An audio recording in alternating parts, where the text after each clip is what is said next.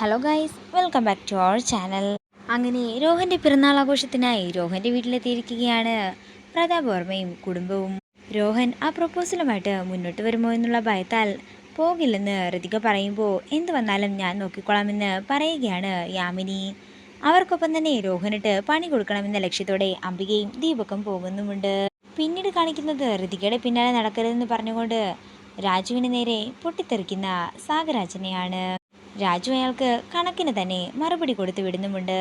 നിങ്ങളെപ്പോലുള്ള വലിയ വലിയ ആൾക്കാർക്കാണ് പുറമേ ഒന്നും അകത്ത് മറ്റൊന്നും എന്ന രീതിയൊക്കെ ഉള്ളത്. ഞങ്ങളെപ്പോലുള്ളവർക്ക് അങ്ങനെയൊന്നുമല്ല, ഒരേ ഒരു സ്വഭാവം മാത്രമേ ഉള്ളൂ എന്നൊക്കെ പറഞ്ഞുകൊണ്ട് സാഗരാജൻ്റെ വായടപ്പിക്കുകയാണ് രാജു. പിന്നീട് കാണിക്കുന്നത് ദീപക് സാഗരാജൻ രോഹന് സമ്മാനമായി കൊടുക്കാൻ വെച്ചിരിക്കുന്ന ഷർട്ടിൽ മുഴുവൻ ചൊറിയാനുള്ള പൊടി വിതറുന്നതാണ്. ഇതറിയാതെ രോഹൻ്റെ കൂട്ടുകാർ അത് പൊതിഞ്ഞ് സാഗരാജൻ്റെ കയ്യിൽ കൊടുക്കുകയും സാഗരാജൻ അത് രോഹന് കൊടുക്കുകയും ചെയ്യുന്നു. ആ ഷർട്ട് ഇടുമ്പോൾ തൊട്ട് രോഹന് അസ്വസ്ഥതകൾ ഉണ്ടാവുകയും തുടർന്ന് ചൊറിഞ്ഞു ചൊറിഞ്ഞു നടക്കുന്ന രോഹനെയുമാണ് കാണിക്കുന്നത്. പിന്നീട് കാണിക്കുന്നത് രാജു ഋതികയും കൂടി സംസാരിച്ചു കൊണ്ട് നിൽക്കുന്നതാണ്. അതേസമയം രോഹൻ്റെ സുഹൃത്തുക്കൾ അങ്ങോട്ടേക്ക് ചെല്ലുകയാണ്. നീ അവളെ ഇങ്ങോട്ടേക്ക് വിട്ടേക്ക്, ഞങ്ങൾ അവളെ കൊണ്ടുപോകാനാണ് വന്നത് എന്നൊക്കെ അവർ പറയുമ്പോൾ രാജു ദേഷ്യത്തോടെ പറയുകയാണ്, അതെ അവൾ ഇവളെന്നൊക്കെ നിങ്ങൾ വേറെ ആരെങ്കിലും പോയി വിളിച്ചാൽ മതി. മേഡത്തിൻ്റെതായ ബഹുമാനം കൊടുക്കുക തന്നെ വേണം. ഇങ്ങനെ വിളിക്കുന്നതൊന്നും കേട്ട് നിൽക്കാൻ എന്നെ കൊണ്ടാകില്ല. ഇത് കേൾക്കുന്ന രോഹൻ്റെ കൂട്ടുകാർ പറയുകയാണ്, നീ പറയുന്ന പോലെയൊന്നുമല്ല ഇവിടെ കാര്യങ്ങൾ നടക്കുന്നത്.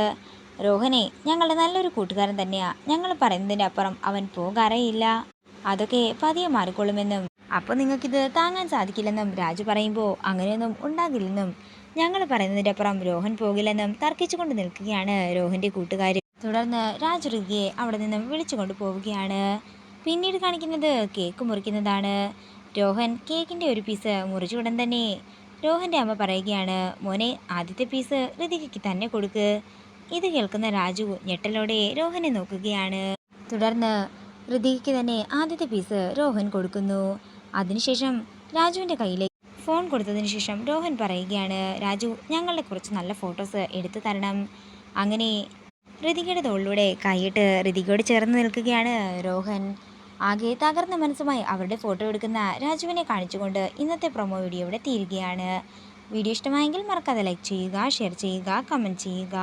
കൂടുതൽ സീരിയൽ അപ്ഡേറ്റ്സിനെ മറക്കാതെ സബ്സ്ക്രൈബ് ചെയ്യുക.